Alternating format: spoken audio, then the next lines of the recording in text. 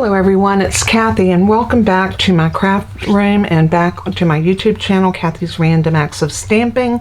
If y'all saw any of my last videos, my live from Friday, you remember me showing this card. Let me see if I can straighten my camera up just a little bit. It always wants to go a little bit. There we go. I think that's a little bit better. But anyway, if you saw this wedding ring card that I made, it's another quilt card. I haven't put anything inside of it yet, but I did it as a thinking of you card, and I used some ribbon on it. We're going to do this card today, but I'm going to take you step by step from the beginning to the end and show you exactly how I worked the measurements out for this one and how everything came together. So what we're going to do is I'm going to show you the paper that I chose. I wanted a background paper because this time, instead of using a somewhat solid background in the background and pattern designer series paper for the rings, I'm going to do it a little different. I'm going to make solid rings, and I chose this fancy Flora paper, and I'm going to show you why I chose this. This paper is absolutely beautiful. This is the piece that I chose, and these are the colors of my rings. I'm going to use Calypso Coral and Fresh Freesia. I think these two colors play well with the paper, and I think that they're coordinating enough and yet contrasting enough to make a good show on this piece of paper. But here's that paper. It is so pretty. I pulled this piece out too. I was actually thinking of going with it, but I decided against it. I want to save that for another project. But this paper is just absolutely gorgeous. I mean, look at these beautiful patterns. They're so pretty. The back side is just as pretty as the front, and every piece of this paper is just a vision for your eyes. I mean, that's the same as that one, but there's another one. And then again, the back side. And I did show this, I think, on my channel the other day because I did use some of this on my live. But all of this paper is gorgeous, so I don't think you can go wrong with a pack of paper like this. And what works so well with this is the fact that you can pull in a variety of colors and have it to coordinate. Now, what I'm going to do to start with, we're going to decide on a card base, and I think for this one I'm going to grab a pool party because I want to pull all of these colors in, and there's a lot of pool party in this. So let me look in my scrap bin first. I always like to go there first, and I do have a card base, so that worked out great. It was already one that's already been cut and scored. If I make card bases ahead, I'll stick them in my scrap bin, and I have I made makeshift folders that I put in a bin, and y'all might have seen this. I've shown this prior in other videos, and I store all of my scraps by the name of the cardstock. That works really well for me because whenever I'm looking for a specific color, I can go directly to that color folder, look and see if I have a piece in there, and it keeps me from having to search outside of or in a big bin where you might have trouble finding it. It's all right there in that color. So even if I have a tiny strip, I'll put it in that bin because you never know when you can use it. All right, the first thing I'm going to do is pull out my trimmer. I want to trim this down, and I need to decide. I think I want it to go about like this, and I'm going to cut this at 4 inches. I'm going to cut it at 4 by 5 1/4. Yeah, and I'm going to cut this side off because I want, or do I? Maybe I do want that. 5 1/4. Yeah, and I'm trying to decide because I'm looking at the colors I'm planning on using, and I'm going to just slice that off at 5 1/4. Now I'm going to save this. This is going to go into my little folder with my other scraps. You can see I have quite a few in there. And then when I need a piece of that, I can look in that folder. It just makes it easy for me to know exactly what I'm dealing with. Okay, so we've got that. And if you wanted to put a border behind this, you could very easily pull in a different color, like I see a little bit of gray granite back there. There's a little bit of soft suede. There is some petal pink. So you could definitely do a lot of different colors. We might even do, let's do this to really help bring out a little bit more. I'm going to cut this down to 4 1/8. Yeah, let's do that. Let's cut this to 4 1/8. I'm going to make another mat to go behind this. I'm going to turn that over.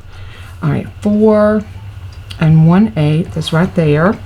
So I'm going to slice that off. And we're going to do it at 5 3/8. So I'm going to go 1, 2, and 3. That's 3/8.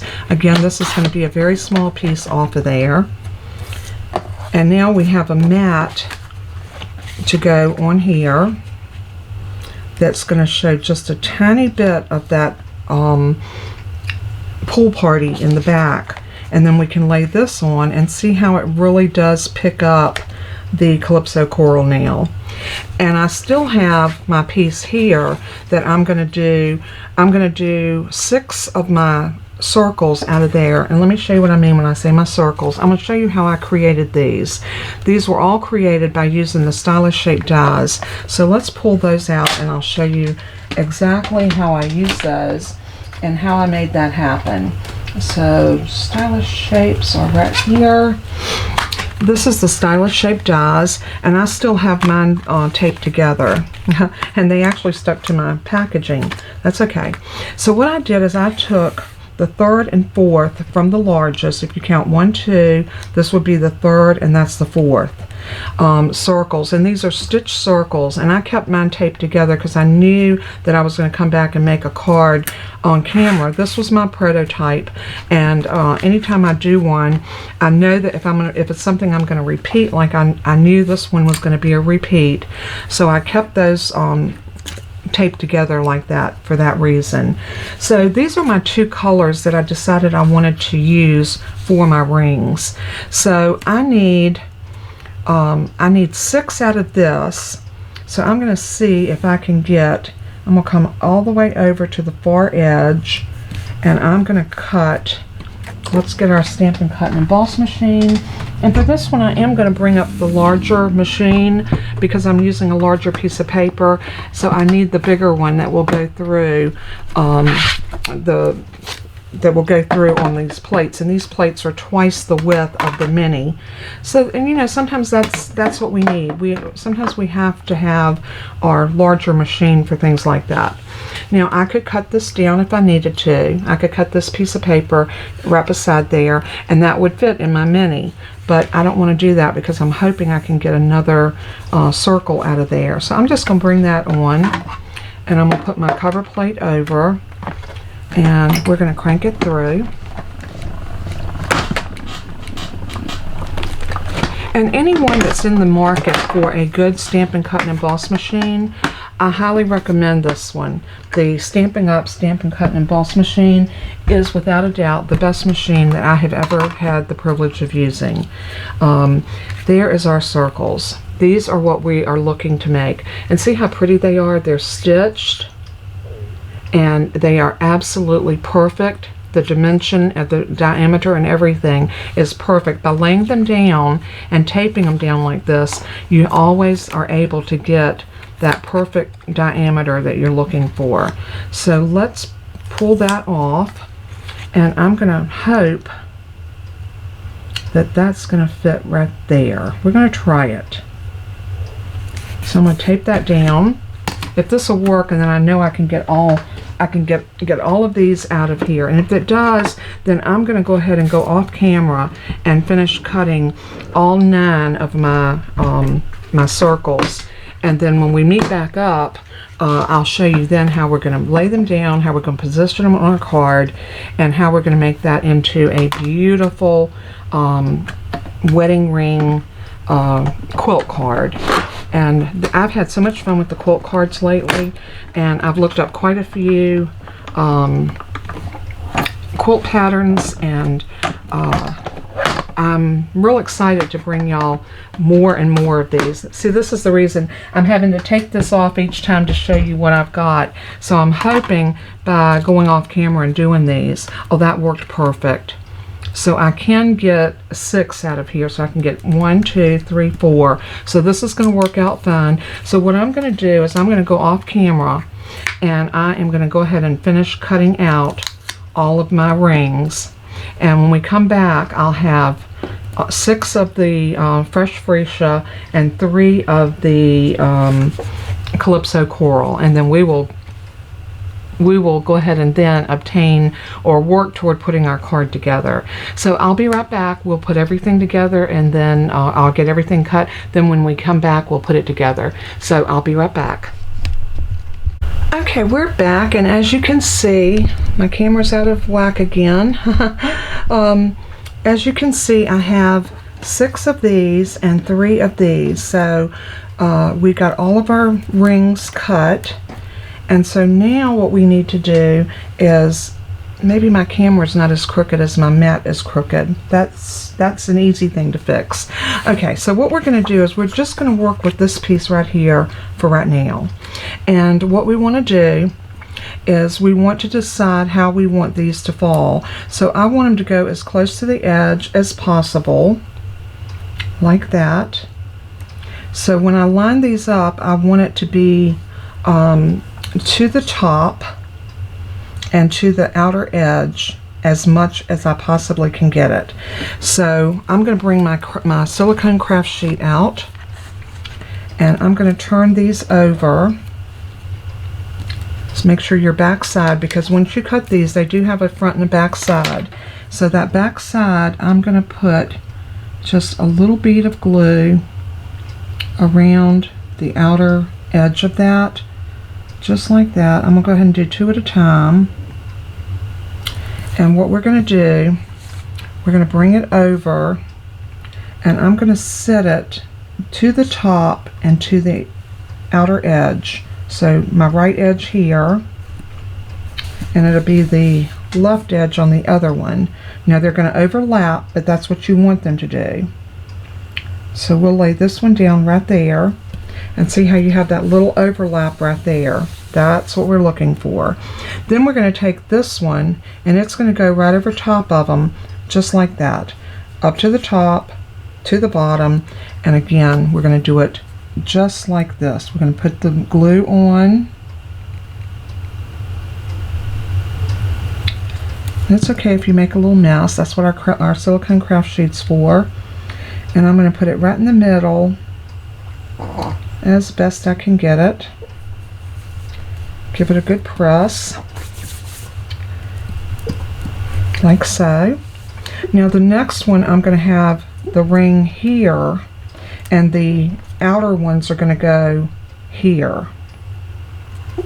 So the reason you want one over and one under, so they look like they're interlocking, and that is important to make this card look like you want it to look. So what I'm going to do is I'm going to go ahead and put this one down in the middle first.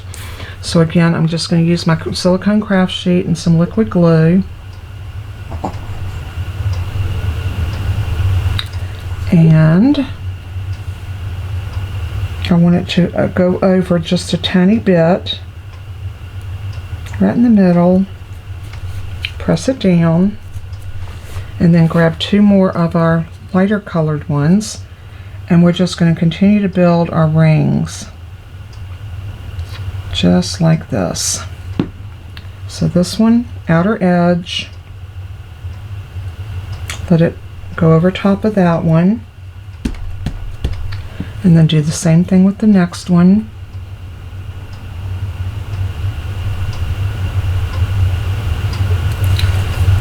And this one's going to go right here, just like that. And then our last one, we're going to put these two down first. So we're going to do the same thing we did up here at the top. We're going to go ahead and put our glue around here, and bring this one to the bottom and to the outer edge, like so, and then do the same thing for this one.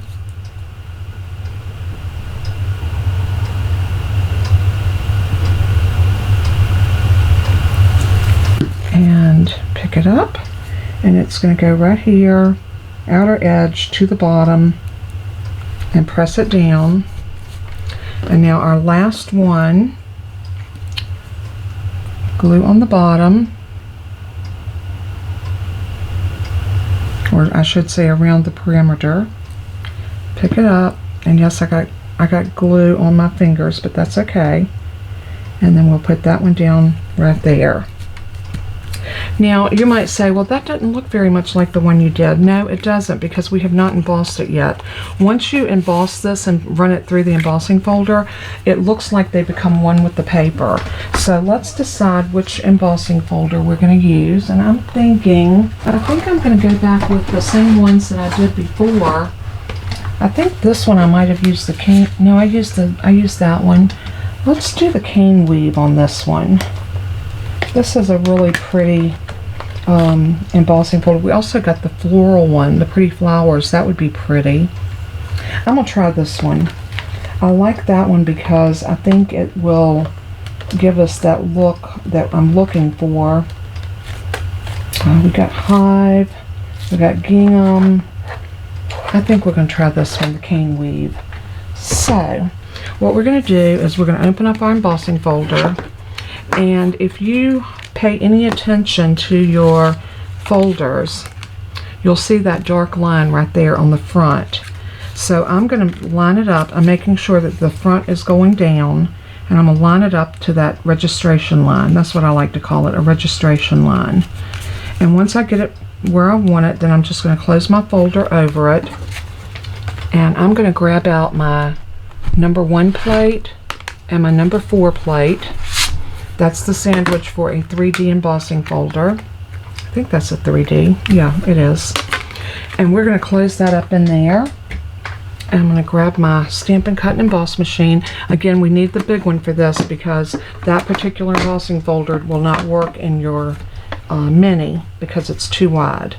And I've got glue on my fingers, but that's okay. I'll get a wipe and wipe that off as soon as we get this embossed.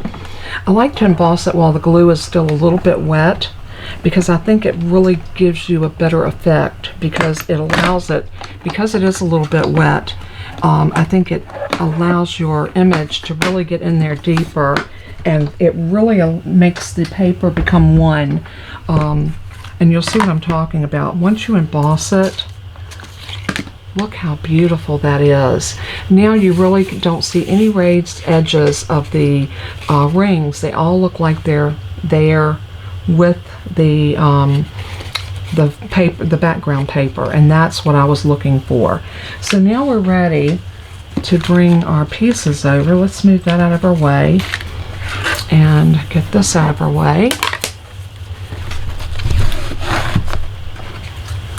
And here, if you wanted to use a ribbon, or if you wanted to put a strip of paper or something across it, if you wanted to bring in a different color, this would be the time to do it, because you'd want to put it on before you glue it onto your first mat. And you can see that first mat, you're going to have a very tiny, tiny 1/16 of a border. It is just barely a hair of a border all the way around. So once you get that down like you want it, I'm going to look in my ribbon and see if there's anything in here that really kind of speaks to me. I really do like this pool party ribbon. I think that would be so pretty. I'm going to use this. I'm going to cut a piece that is about, this is 4, so we're going to cut it about 5 inches, maybe 6. We'll go 6, so we'll have a little extra. Got my ribbon scissors here, or my fabric scissors. Just whack that off. And now I can put this down wherever I want it to lay. And I think I want it to be right about there. So what I'm going to do is I'm going to turn it over. And this is a trick that I've seen so many people like to use with cards. Some people use some Stampin' Seal right here. I have seen Scotch tape be used as well. I'm going to do the Scotch tape tonight. I'm just going to bring this over and just put a regular old-fashioned piece of Scotch tape just to hold that in place. And the same thing over here. Just wrap it around and then tape that down. Just like that. And that holds your ribbon. Well, hopefully if you get it straight. If you don't, wiggle it a little bit and you can straighten it up.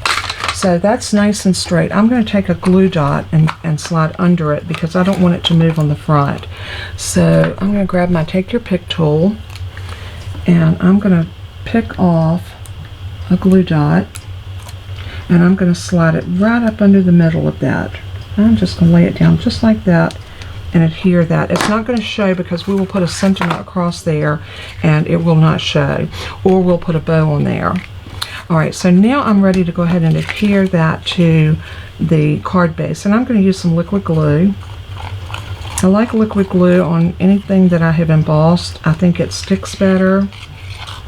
It gets into the nooks and crannies a little better. Sort of like your English muffin. So just make sure you get a good amount of glue across there. Just like that. And then lay this down, remembering that your border is so tiny. So make sure you can see just a little bit of that Calypso coral all the way around, and then you know you've got it where it needs to be. Now we can bring our card base out, and yeah, I've got a bunch of these little circles that was left over from my cutting, and I'm going to save those because we will put those on a different project. Alright, so you can see now how pretty that's going to look. When you lay it down on that pool party, everything just kind of picks up, and the colors I think are gorgeous. So I'm going to use some Stampin' Seal on this one. So I'm just going to run some Stampin' Seal along each side across the bottom.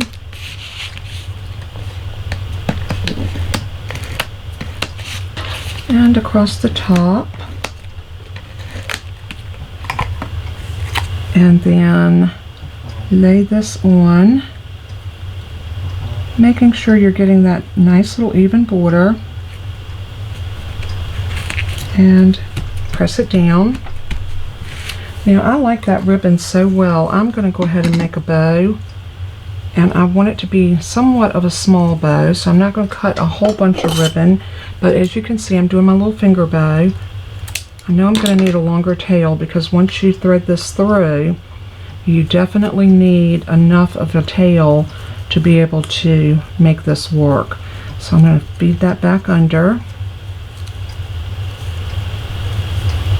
and then pull it, rock it back and forth until you get a nice, beautiful little finger bow. I love doing my finger bows. I think they turn out so pretty, and it's just a real easy and neat way to make a bow. So I'm going to cut that off there and this one off right there. And we can sit this right here, and I'm going to use a glue dot again to put my bow on. And then the only thing we have left to do is a sentiment, and I am going to use a die. I think I showed this die to y'all in the live on Friday, and I absolutely love it. I think it's frilly, and yet it's so pretty. And I need to decide what color, and I really think I'm going to go for that pool party. I want to play off of the pool party quite a bit with this. And the name of that die was, I thought that's what it was called, Harvest Dies. And there is the label. Isn't that gorgeous? I love that. I think it's so pretty. So I'm going to grab a piece of pool party and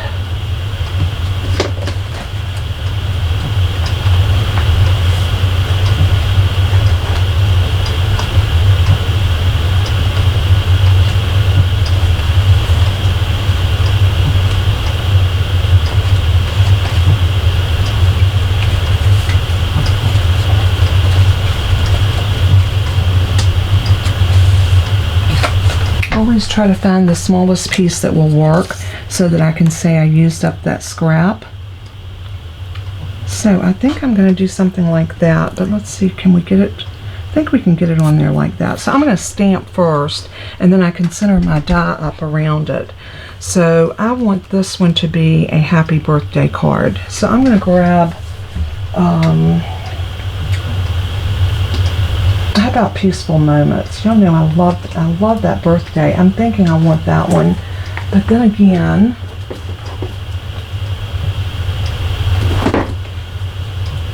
I love my go-to greetings as well. So let's see. Let's look at both of our happy birthdays and see which one would look the prettiest in this particular. That will fill that up beautifully. So I do like that. That's the go-to greetings. This one is kind of, I think this might be a little bit too tall.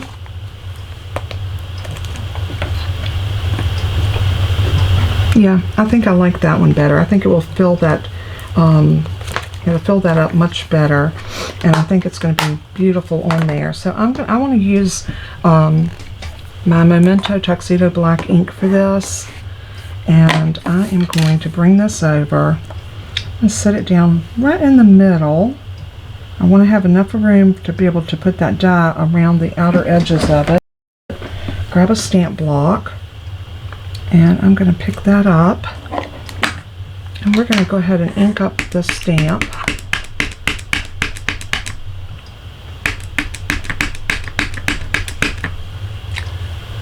Tap, tap, tap, just like that. Let's tap it one more time, just to make sure we're getting a good amount of ink on it. That looks really good. And stamp. I'm going to hold it just for a moment and lift it up. Gorgeous. And now we can put this around it, get it centered nicely,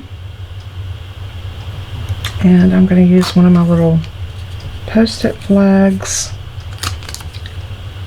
like that, and we're going to grab the little Stampin' Cut and Emboss machine this time because we can, and it will work really well because this is small enough that it will work on this one beautifully. So let's grab our plates. So there's my number 1 plate, and then of course a cut plate, and I need to turn that one over. And then I'm going to lay this on like that, cover it, and I'm going to put a little pressure right there in the middle and hold it until it starts feeding through, and then just crank it through just like that.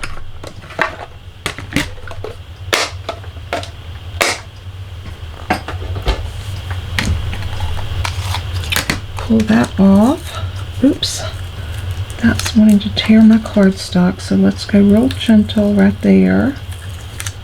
Doesn't matter that it tore it up there, we just don't want it to tear it on the inside where the label's at. There we go. And pop that out. I'm going to go ahead and put my die back into my envelope. That's always a good habit to have, because that way you will not lose or forget what packet what dies go into. So I always try to make sure that I do that. And this one, I think I want this to sit right about here, or maybe right here. Yeah, I think I want it right there. So what I'm going to do is I'm going to turn that over because I do want to pop it up on some dimensionals. And we are going to put this down like so.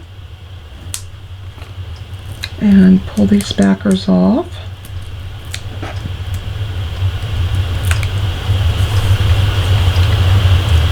And let's decide, we're going to go right up here, right in the middle of the rings, and put that down just like that.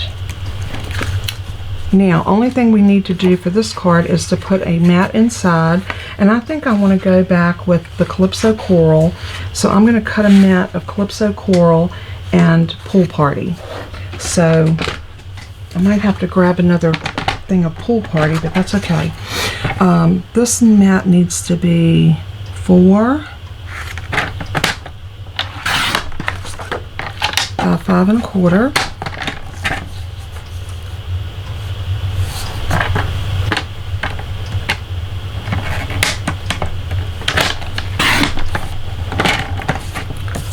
And then we need a pool party that is 3 3/4 by 5.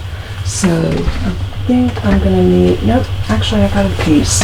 I was thinking I wasn't going to have a piece, but I do. Oh, that's perfect. That's already 5. Let's see if it's it's a little bit more than 3 3/4. So we're going to trim it. I'm going to trim that side because, yeah, we're going to trim right here at 3 3/4.